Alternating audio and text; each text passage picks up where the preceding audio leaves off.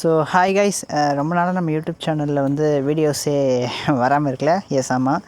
So இப்போ நான் பார்த்தீங்கன்னா ஒரு முக்கியமான ஒரு அப்டேட் தான் நம்ம யூடியூப் சேனல் கொண்டு வந்திருக்கேன்.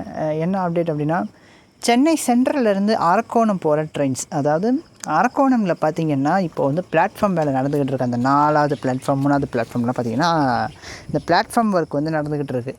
ஸோ அதனால் பார்த்திங்கன்னா எந்த ட்ரெயினும் அரக்கோணம் போகாது. அதாவது எந்த ஒரு புறநகர் ரயிலுமே வந்து அரக்கோணம் வரைக்கும் போகாது.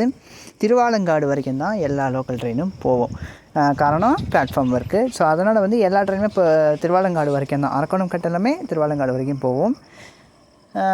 ஆனால் வந்து திருத்தணி லோக்கல், அதுக்கப்புறம் Tirupati local, Tirupati fast, Tiruttani fast, இந்த ட்ரெயின்லாம் பார்த்திங்கன்னா வழக்கம் போல் இயக்கப்படும். ஏன்னா இந்த ட்ரெயினில் வந்து டைமிங்க்கு தான். ஸோ அதனால் வந்து அந்த டைமிங் ட்ரெயின்ஸுக்கும் அங்கே நடக்கிற ஒர்க்குக்கும் எந்தவித டிஸ்டர்பன்ஸும் இல்லை.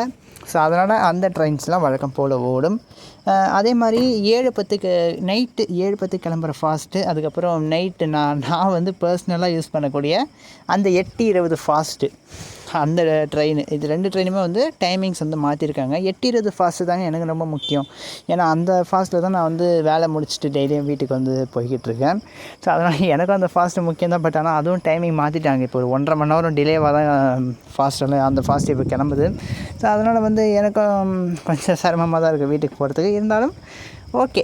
ஆனால் இன்றைக்கி பார்த்திங்கன்னா ட்ரெயின் கொஞ்சம் சீக்கிரமாக எடுத்துட்டாங்க. இன்றைக்கி நான் ஆஃபீஸ் விட்டு வந்தேன், அந்த ட்ரெயினில் தான் வந்து இன்றைக்கி கொஞ்சம் ட்ரெயின் சீக்கிரமாக எடுத்துட்டாங்க. ஒரு 20 மினிட்ஸ் டிலேயில் எடுத்துட்டாங்க ட்ரெயின். ஆனால் நேற்று அதுக்கப்புறம் 2 நாளைக்கு முன்னாடிலாம் பார்த்திங்கன்னா 1.5 மணி நேரம் டிலேயில் தான் ட்ரெயின் வந்து கிளம்பிச்சு.